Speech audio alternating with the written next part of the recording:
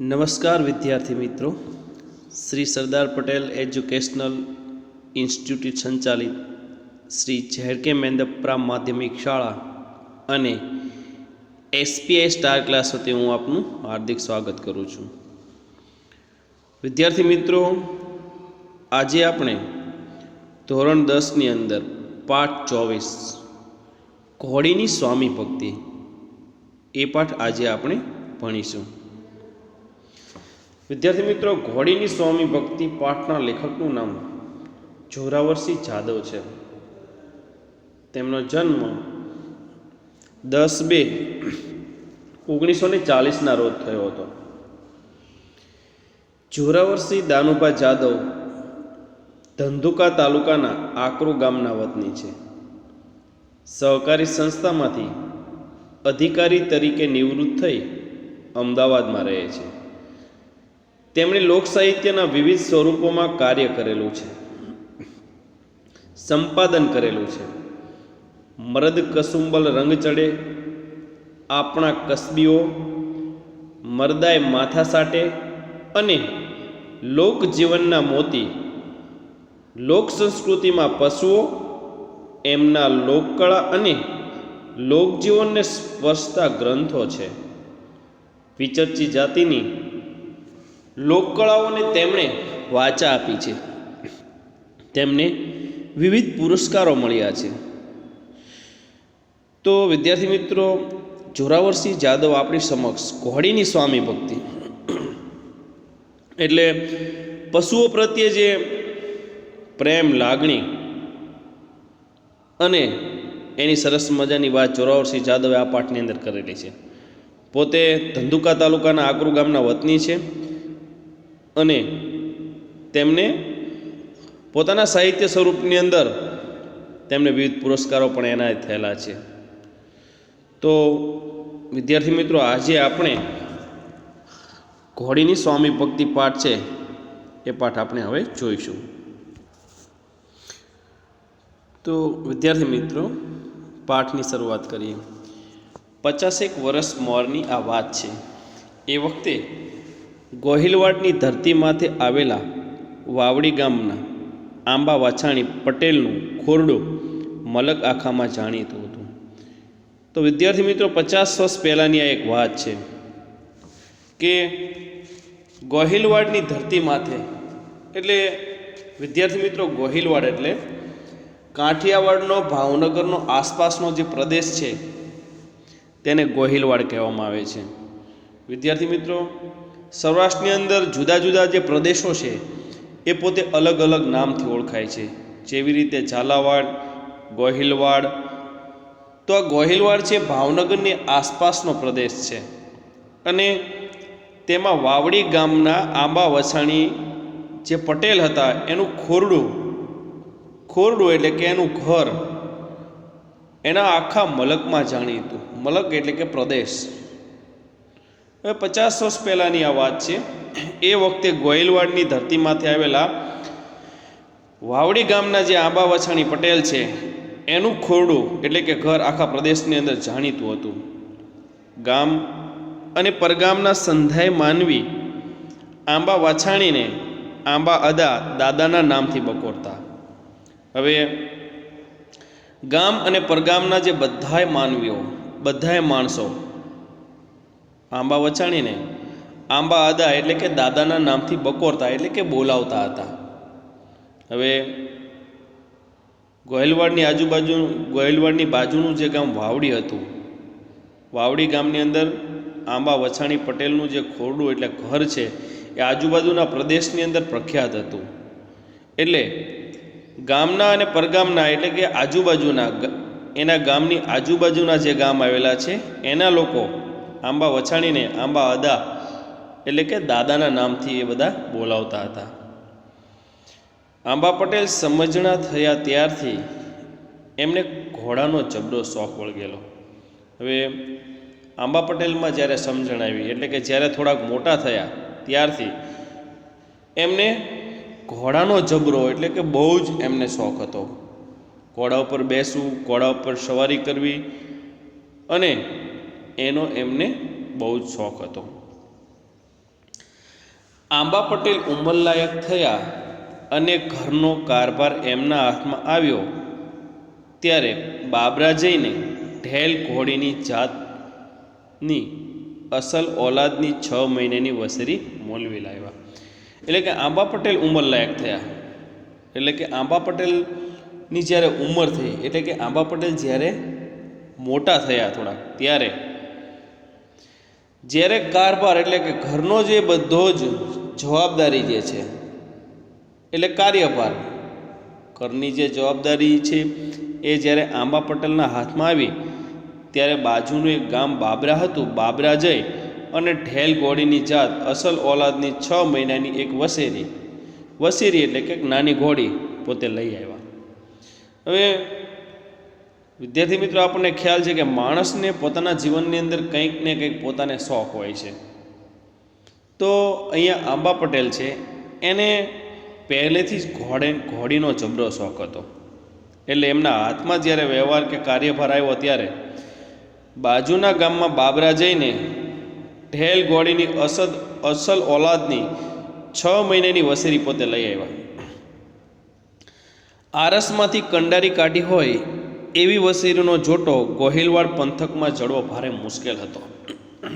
એટલે કે આરસમાંથી કંડારી હોય, એટલે કે જાણે આરસમાંથી જાણે એણે બનાવી હોય એવી વસેરીનો જોટો ગોહિલવાડ પંથકમાં જડવો ભારે મુશ્કેલ હતો. વિદ્યાર્થી મિત્રો, આપણને ખ્યાલ છે કે સૌરાષ્ટ્રની અંદર 500 ભારત દેશમાં આમ જુઓ તો 562 રજવાડા હતા. તો એમાંથી સૌથી વધારે રજવાડાઓ સૌરાષ્ટ્રની અંદર હતા. એટલે જે રાજા રાજ્ય કરતા તે રાજાના રાજ્યમાં ઘોડીઓ, એની ઓલાદો અને ઘોડેસવારો બહુ જ પ્રખ્યાત હતા. તો આપણે ગોહિલવાડ પંથક છે, એ પંથકની અંદર એવી સરસ મજાની વસેરી લાવ્યા હતા કે એનો ગોહિલવાડ પંથકની અંદર એનો જોટો જડવો મુશ્કેલ હતો. એટલે કે એના જેવી બીજી કોઈ ઘોડી હોઈ શકે નહીં. એવી સરસ મજાની ઘોડી આંબા પટેલ પોતે લઈ આવ્યા હતા અને 6 મહિનાની વસેરી પોતે લાવ્યા હતા. એટલે કે નાની એવી ઘોડી કે જેની ઉંમર નાની હતી, એવી ઘોડી સરસ મજાની આંબા પટેલ પોતે લઈ આવ્યા. આપણને એવું લાગે કે જાણે આરસમાંથી કેમ બનાવી હોય, અને એવી સરસ મજાની પોતે ઘોડી હતી કે એનો જોટો એટલે કે એની જેવી બીજી ઘોડી ચડવી મુશ્કેલ હતી. રૂપાળી વછેરીના 4 પગ ને કપાળ ધોળેલા હતા. એ વસેરી એવી સરસ મજાની હતી કે 4 પગ અને કપાળ ધોળેલા, એટલે કે એના પગમાં સફેદ, જે એમ કહી શકાય કે સફેદ એના પગ હતા અને કપાળની અંદર પણ સફેદ ટીલા હતા, એટલે ધોળેલા હતા. કાનની ટીસ્યુ બેવડ વળી જતી હતી.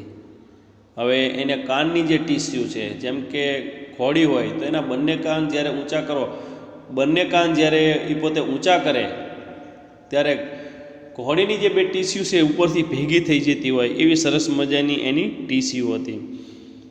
વસેરી જ્યારે ચમકતી ચાલે ગામ સોંસરવી નીકળતી ત્યારે ગામ લોકો સૌ ફાટી આંખે નીરખી રહેતા.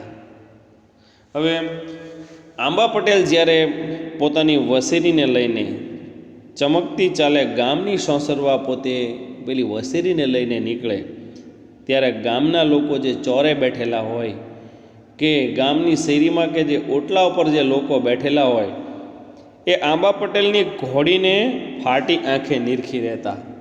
એટલે કે બધા જ એની સામે પોતે જોઈ રહેતા. કેટલાક તો કહેતા ખરા, માળો આંબો પટેલ વસેરી ગોતી લાવ્યો છે ને કંઈ. હવે આંબા પટેલ જ્યારે પોતે ગામમાંથી ઘોડી લઈને પેલી વસેરી લઈને નીકળતા ત્યારે ગામના લોકો છે બધા એની સામે જોઈ રહેતા. અને જે લોકો ગામની શેરીમાં કે ચોરે બેઠેલા હોય એ આંબા પટેલને જોઈને એવું કહેતા કે માળો આંબો પટેલ કંઈ ઘોડી ગોતી લાવ્યો છે ને કંઈ. વછેરી જ્યારથી ઘેર આવી ત્યારથી આંબા પટેલે એનું જીવની જેમ જતન કરવા માંડ્યું. હવે આંબા પટેલ છે જે 6 મહિનાની વસેરી બાબરા ગામથી લઈ આવ્યા અને જ્યારે પોતે ઘરે લઈને આવ્યા ત્યારથી આંબા પટેલે એનું જીવની જેમ જતન, એટલે કે એને જીવની જેમ એ ઘોડીને પોતે સાચવવા લાગ્યા. વસેરીને દૂધ પાવા ભરવાડની જોકમાંથી 2 બકરીઓ લાવીને ઘર આંગણે બાંધી દીધી. હવે પેલી જે વસેરી હતી એ વસેરીને દૂધ પાવા માટે, એટલે કે એને મોટી કરવા માટે ભરવાડની જે જોકમાંથી 2 બકરીઓ હતી એ બકરીઓ લાવી અને ઘરના આંગણે, એટલે પોતાના આંગણે આંબા પટેલે બાંધી દીધી. ને સવાર સાંજ 2 બકરીઓ દોઈને એનું દૂધ પાવા માંડ્યું. એટલે આંબા પટેલ જે પેલી 2 બકરી લાવ્યા હતા એ બંને બકરીને દોઈને બકરીનું જે દૂધ આવે એ પોતે વછેરીને પાઈ દેતા હતા. પંડના દીકરા ઘોડે વછેરીની માવજત થતી હોવાથી વછેરી દીએ ન વધે એટલે રાતે, અને રાતે ન વધે એટલે દીએ ઝપાટા મોઢે વધે ચડી. હવે આંબા પટેલ જે પેલી વછેરી લાવ્યા હતા તો એ વછેરીનું જીવની જેમ પોતે જતન કરવા લાગ્યા. પોતાના છોકરાનો જેમ ઉછેર કરતા હોય એમ આંબા પટેલ આ વછેરીનો પણ પોતે ઉછેર કરવા લાગ્યા. વિદ્યાર્થી મિત્રો, આપણે જાણીએ છીએ કે આંબા પટેલને ઘોડીનો બહુ શોખ હતો, એટલે પોતે નાની 6 મહિનાની વછેરી લાવ્યા ત્યારથી જ એનું જતન અને પાલન પોષણ નાના છોકરાની જેમ કરવા લાગ્યા. એટલે પોતાના દીકરાને જેમ સાચવતા હોય એમ આંબા પટેલ આ ઘોડી જે છે, આ વછેરી જે છે એને પોતે સાચવવા લાગ્યા. એટલે પેલી જે 2 બકરીઓ લાવ્યા હતા એ બકરીઓને દોઈને એનું દૂધ પણ વછેરીને પાઈ દેતા હતા. એટલે વછેરી દીએ ન વધે એટલી રાતે, અને રાતે ન વધે એટલી પોતે દિવસે વધતી હતી. બીજું વર્ષ બેઠું ત્યાં તો વછેરીએ ચડો થઈ જાય એટલું કાંઠું કાઢ્યું.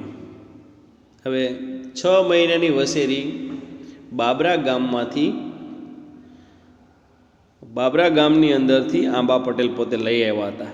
પરંતુ બીજું વર્ષ જ જ્યાં બેઠું ત્યાં વછેરી ચડો થઈ જાય, એટલે કે એની ઉપર સવાર જે ચડો થાય એટલું સરસ મજાનું કાંઠું એને કાઢ્યું હતું. બરાબર 3જે વર્ષે વછેરી ચડો થઈ ગઈ. આંબા પટેલ ખાતે ખાતે એને રેવાળ શીખવી.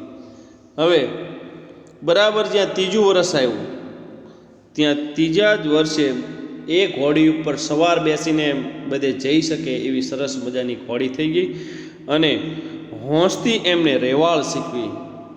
વિદ્યાર્થી મિત્રો, રેવાળ એટલે શું? રેવાળ એટલે ઉછળે નહીં છતાં વેગવાળી એવી ઘોડાની ચાલ. ઘણીવાર વિદ્યાર્થી મિત્રો આપણે જોતા હોય છે કે ઘોડી જ્યારે જતી હોય ત્યારે અમુક પ્રકારની ચાલમાં જતી હોય. જો ધીમી ચાલે ચાલતી હોય તો એક જ સરખી ચાલે, સરસ મજાની ચાલે પોતે ચાલી જતી હોય, અને એને રેવાળ કહેવામાં આવે છે. રેવાળ એટલે ઘોડીનું એક જ સરખું ચાલવું. ઝડપથી ચાલતી હોય તો પણ એની ચાલ એક સરખી દેખાય, અને ધીમી ચાલતી હોય તો પણ એના જે પગ પડતા હોય એ પણ એક જ પ્રકારે, એક જ રીતથી પડતા હોય, એને રેવાળ કહેવામાં આવે છે. તો વિદ્યાર્થીઓ, નાનો કે આપણને ખ્યાલ છે કે કૂતરો છે, કૂતરો આપણે પાળેલો હોય અને એ કૂતરાને જો તાલીમ આપવામાં આવે તો એ કૂતરાને જેમ બધી રીતે તાલીમથી ખબર પડે છે એવી જ રીતે આ ઘોડીને પણ એવી તાલીમ આપવામાં આવે કે જેને રેવાળ કહેવામાં આવે છે. એટલે ઘોડીનું એક સરખી ચાલે, વ્યવસ્થિત રીતે ચાલવું એને રેવાળ કહેવાય. તો અહીંયા આંબા પટેલ છે બરાબર 3જા વર્ષે જ્યારે ઘોડી છે એ ચડવ થઈ ગઈ, એટલે કે એની ઉપર સવાર બેસીને જઈ શકે એવી થઈ ગઈ, એટલે હોંશે હોંશે એને સરસ મજાની રેવાળ પેલી ઘોડીને શીખવાડી દીધી. અસલ ઓલાદની વછેરી તો માના કોઠામાંથી જ સંધુય શીખીને અવતરતી હોય છે. અસલ ઓલાદની એટલે કે જે ખરેખર સારી ઓલાદની વછેરી હોય છે એ માના કોઠામાંથી જ બધું શીખીને પોતે અવતરતી હોય છે. એટલે કે માના કોઠામાંથી આ બધું શીખીને આવતી હોય છે, જે અસલ ઓલાદની વછેરી હોય તે. રેવાળ તો બસ એના બાપની જ. માથે બેઠેલો અશ્વાર હાથમાં દૂધની ટબુડી લઈને મોટી રેવાળમાં 5 ગાઉની ભોં વયો જાય તો દૂધનું ટીપું હેઠું ન પડવા દે. એટલે રેવાળ તમે જુઓ તો ખરેખર એના બાપની જ જોઈ લો કે એટલી સરસ મજાની એને રેવાળ શીખવવામાં આવી હતી કે ઘોડી ઉપર બેઠેલો જે અસવાર છે એ હાથમાં દૂધની ટબુડી ભરીને ઉપર બેસી જાય અને જો એને મોટી રેવાળની અંદર 5 ગાવ જેટલું જો એને અંતર કાપવાનું હોય અને એ ઘોડી જો ચાલતી હોય તો પેલા દૂધનું જે ટબુડી ભરેલી જે છે એમાંથી દૂધનું એક ટીપું પણ નીચે પડે નહીં. એવી સરસ મજાની ચાલ એને શીખવવામાં આવી હતી. એક દિવસ આંબા પટેલના મામાએ માણસ મોકલીને સંદેવો કહેવરાવ્યો. તો એક દિવસ બન્યું એવું કે આંબા પટેલના મામા છે એને એક માણસ મોકલો અને માણસ મોકલી અને આંબા પટેલને એક સંદેવો એટલે કે એક સંદેશો કહેવરાવે છે. ભાણેજને માલુમ થાય કે જે કામ કરતા હોય એ પડતા મૂકીને મણાર ગામ આવીને રોટલા સિરાવજો. એટલે આંબા પટેલના મામાએ એક માણસ પાસે એવો સંદેશો મોકલાવ્યો અને કહ્યું કે મારા ભાણેજને માલુમ થાય એટલે કે મારા ભાણેજને એવું થાય કે તમે જે કામ કરતા હોય એ કામ પડતા મૂકી અને મણાર ગામ આવીને રોટલા સિરાવજો. સિરવવું એટલે કે નાસ્તો કરવો. એટલે આંબા પટેલ જે છે એના મામાએ એક માણસને મોકલો અને માણસને મોકલીને એમ કીધું કે મારા ભાણેજને જઈને તમે કહેજો કે અત્યારે જે કંઈ પણ કામ તમે કરતા હોય એ કામને તમે પડતું મૂકી દેજો અને સીધા જ તમે મણાર ગામ આવી જજો અને મણાર ગામ આવી અને તમે રોટલા સિરાવજો. એટલે મણાર ગામ આવીને પછી જ તમે ત્યાં આવીને નાસ્તો કરજો. સિરાવવું એટલે વિદ્યાર્થી મિત્રો જે સવારનો નાસ્તો હોય એને સિરાવવું કહેવામાં આવે છે. એટલે અહીંયા આંબા પટેલને એના મામા છે એ પોતે સંદેશો મોકલાવે છે. મામાનો સંદેવો સાંભળીને આંબા પટેલને સારા મોળા ઓહણ એટલે કે વિચારો આવવા માંડ્યા. હવે મામાનો એ જે સંદેવો મોકલો હતો એટલે કે જે સંદેશો મોકલો હતો એ આંબા પટેલે સાંભળ્યો અને આંબા પટેલે જ્યારે આવો સંદેશો સાંભળ્યો કે મારા મામાએ એવું કહેવડાવ્યું છે કે તમે જે કામ હોય એ કામ તમે અત્યારે પડતું મૂકી દેજો અને તમે મણાર ગામ આવીને જ રોટલા સિરાવજો. એટલે આંબા પટેલને સારા મોળા ઓહણ એટલે કે વિચારો આવવા માંડ્યા. એટલે આંબા પટેલને પોતાને એવા વિચાર આવવા લાગ્યા કે મારા મામાએ આવું શું કામ કહ્યું હશે કે તમે તમારું જે કામ હોય એ પડતું મૂકી અને અત્યાર તમે મણાર ગામ આવજો અને મણાર ગામ આવીને તમે સિરાવજો. એટલે આંબા પટેલના મનની અંદર શંકા ઊભી થાય છે કે નક્કી કંઈક હોવું જોઈએ, કંઈક એવું અગત્યનું અને ખાસ કામ હોય તો જ મારા મામા મને આવો સંદેશો મોકલાવે, નહીં તો મોકલાવે નહીં. એટલે આંબા પટેલને આવા સારા મોળા જે વિચારો છે પોતાને આવવા માંડે છે. કોઈ દી નહીં ને મામાએ આજ આવા વાવડ કેમ કેવરાવ્યા હશે? આંબા પટેલને પોતાને વિચાર આવવા લાગ્યો. એને પોતાને એવું થવા લાગ્યું કે કોઈ દિવસ નહીં અને અત્યારે જ મામાએ આવા કેમ વાવડ એટલે કે સમાચાર મોકલ્યા હશે? આંબા પટેલને પોતાને એવો વિચાર આવવા લાગ્યા કે અત્યાર સુધી નહીં અને આજે જ મામાએ કેમ આવા વાવડ એટલે કે સમાચાર મોકલ્યા હશે? નક્કી કંઈ નવા જૂની થઈ હશે. નકર મામા કામ પડતું મૂકીને આવવાના સમાચાર મોકલે નહીં. એટલે આંબા પટેલને પોતાને એવું થયું કે નક્કી કંઈક નવા જૂની થઈ હશે, નક્કી કંઈક નવા જૂની કામ હશે, નહીં તો મામા અમારું આવી રીતે કામ પડતું મૂકી અને આવવાના સમાચાર અમને મોકલે નહીં. એટલે આંબા પટેલને પોતાને એવું થાય છે કે નક્કી મામા કંઈક સંકટ કે મુશ્કેલીની અંદર ફસાયેલા હશે, નક્કી કંઈક નવા જૂની કામ હશે, નહીં તો કોઈ દિવસ મામા મને આવા સમાચાર મોકલે નહીં, એવું આંબા પટેલના મનની અંદર થવા લાગ્યું. હવે વિદ્યાર્થી મિત્રો, પહેલાંના સમયમાં જ્યારે ગુજરાતની અંદર આવા રજવાડાઓ હતા અને લોકોને એક ગામથી બીજે ગામ એટલે કે પરગામ જવાનું હોય કે જ્યારે કોઈ સંદેશો બીજા ગામ મોકલાવવાનો હોય ત્યારે ઘોડેસવાર ઘોડી ઉપર બેસી અને એક ગામથી બીજે ગામ જતો અને સંદેશો મોકલીને પાછો આવતો. હવે પહેલાંનો સમય તમે જુઓ તો ગામડાની અંદર બધા જેને એમ કહી શકાય કે કાચા રસ્તા હતા, જેને કહેવાય કે ધૂળિયા માર્ગ હતા. એટલે ગામનો કોઈ માણસ જ્યારે ઘોડી લઈને નીકળે ત્યારે ખેતરના બાજુમાંથી જે કાચો રસ્તો જતો હોય, કાચો રસ્તો પસાર થતો હોય, ત્યાંથી પોતે એક ગામથી બીજે ગામ જતા. એટલે સમય જ એવો હતો કે લોકો કોઈ એવા વાહન લઈને જતા નહીં અને લોકો પાસે એવા એ સમયે વાહન પણ ઉપલબ્ધ ન હતા. દરેક લોકો એક ગામથી બીજા ગામ જવું હોય તો ઘોડી કે ઘોડા એનો જ પોતે ઉપયોગ કરતા હતા. એટલે અહીંયા આંબા પટેલને પોતાને એવો વિચાર આવે છે કે મારા મામા નક્કી કંઈક મુશ્કેલીની અંદર હશે, કંઈક સંકટમાં હશે, નહીં તો મને આવા સમાચાર મોકલે નહીં. આંબા પટેલે આવનાર માણસને ફેરવીને એકની એક વાત અનેક વાર પૂછી જોઈ, પણ આગંતુકે પેટ દીધું નહીં. એટલે આંબા પટેલે જે પોતાને સંદેશો પહોંચાડવા માટે જે માણસ આવ્યો હતો એને ફેરવીને એકની એક વાત આંબા પટેલે પૂછી. એટલે આંબા પટેલના મામાએ સંદેશો આપવા માટે જે માણસને મોકલ્યો હતો તે માણસને આંબા પટેલ ફેરવીને પૂછે છે. એકની એક વાત અનેક વાર પૂછી, ફેરવીને પૂછી, છતાં પણ આગંતુકે પેટ દીધું નહીં. હવે વિદ્યાર્થી મિત્રો, આગંતુક આ શબ્દ છે એ આપણા માટે નવો છે. આગંતુક એટલે આવી પડેલો, કે જે પેલો નવો માણસ આવેલો છે એને આગંતુક કહેવાય. એટલે આવનાર માણસે આંબા પટેલને કંઈ પણ વાત કરી નહીં.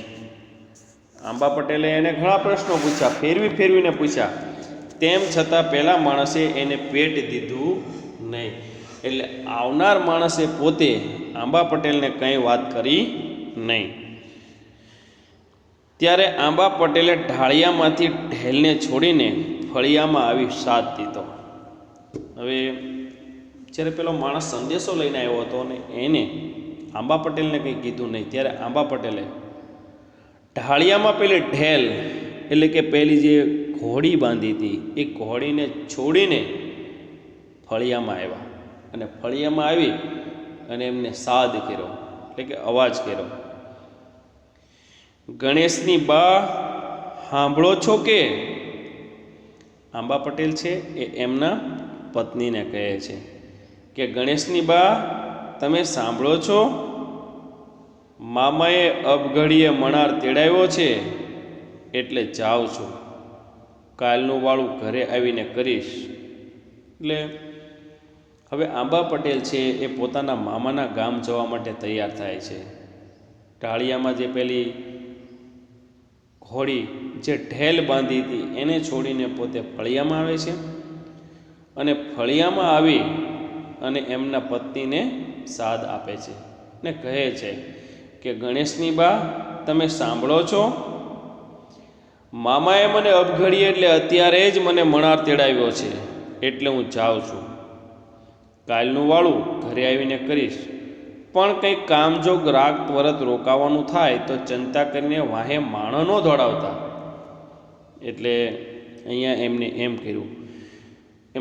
કહ્યું કે કાલનું વાળું એટલે રાત્રિનું ભોજન, વાળું એટલે રાત્રિનું ભોજન, કે કાલનું રાત્રિનું વાળું ઘરે આવીને કરીશ, પણ કંઈક કામ અનુસાર જો કંઈ રાત ત્યાં રોકાવાનું થાય તો મારી ચિંતા કરી અને મારી પાછળ કોઈ માણસ મોકલતા નહીં. એટલે અહીંયા આંબા પટેલ છે એ પોતાના પત્નીને કહેતા જાય છે કે આજે હું મારા મામાના ગામ જાઉં છું અને મામાના ગામ જાઉં છું, પણ જો મારે કોઈ કારણસર કોઈ કામ હોય અને જો મારે રોકાવાનું થાય તો મારી પાછળ તમે કોઈ માણસ મોકલતા નહીં, અને કાલે રાતનું વાળું એટલે કે રાતનું ભોજન જે છે હું આવીને આપણા ઘરે આવીને કરીશ, પણ ત્યાં કોઈ પણ કારણસર મારે મોડું થાય તો મારી ચિંતા કરીને મારી પાછળ તમે કોઈ માણસ મોકલતા નહીં. આંબા પટેલના ઘરવાળા સડપ લઈને ઘોડીનું ચોકડું ઝાલી આડા ફરી વળ્યા અને બોલ્યા. હવે આંબા પટેલના ઘરવાળા એટલે કે એમના પત્ની, આંબા પટેલના પત્ની આવ્યા અને સડપ લઈને પેલું ઘોડીનું જે ચોકડું છે એ એમને પકડી લીધું અને આંબા પટેલને આડા ફર્યા અને પછી આંબા પટેલના પત્ની છે બોલ્યા, અટાણે અહુર વેળાએ જવા નીકળ્યા છો પણ મારું મન પાછું પડે છે. એટલે પોતે એવું કહે છે કે અહુર વેળા એટલે કે જેને કહેવાય કે કટેમનો સમય, કે અહુર વેળા એટલે કે અત્યારે જે જવાનો સમય નથી એવા સમયે તમે જવા નીકળો છો તો મારું મન પાછું પડે છે. ભલા થઈને સવારે મોં હુંજણામાં જાવ તો.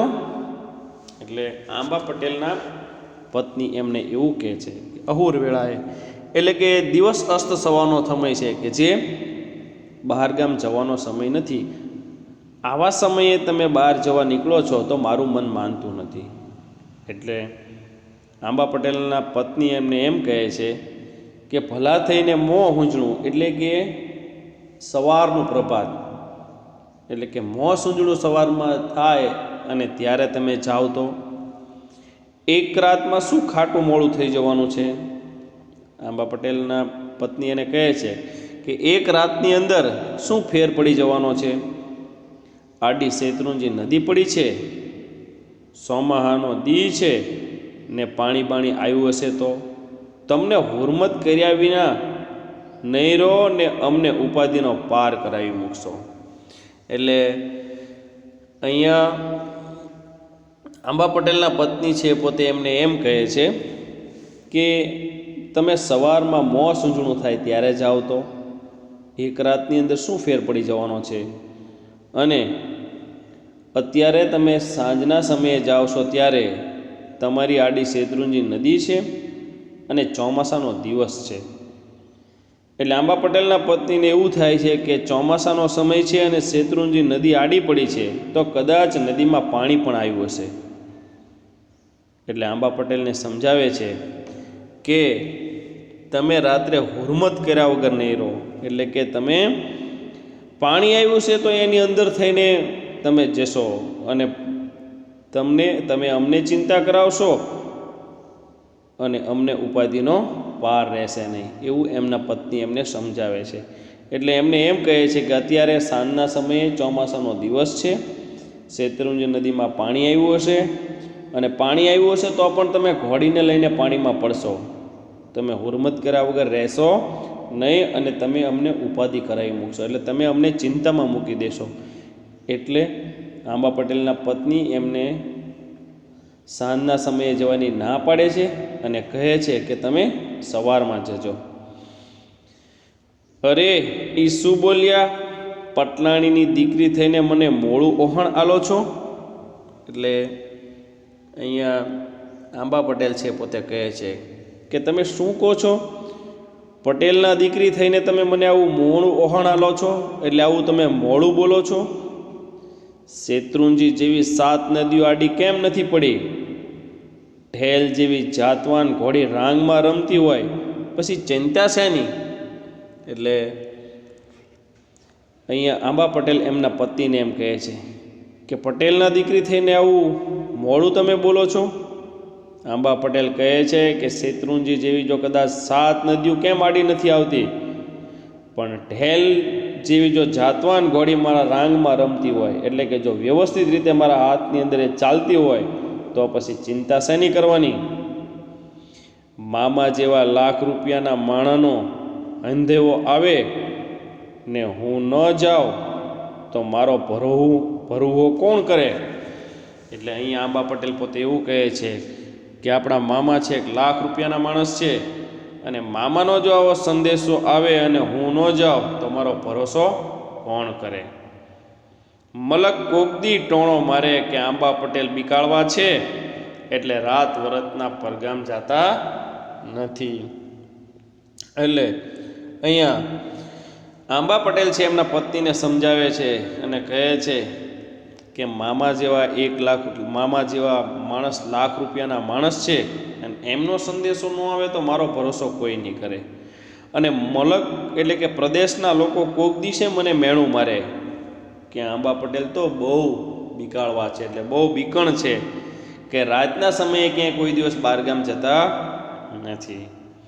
એટલે અહીંયા જે આંબા પટેલ છે એ એમના પત્નીને સમજાવે છે કે કોઈકને એને આજે જ મામાએ જે આપણને સંદેશો મોકલ્યો છે એટલે નક્કી એક મામા આફતની અંદર કે મુશ્કેલીમાં સપડાયેલા હશે, નહીં તો આપણને આવો સંદેશો મોકલે નહીં.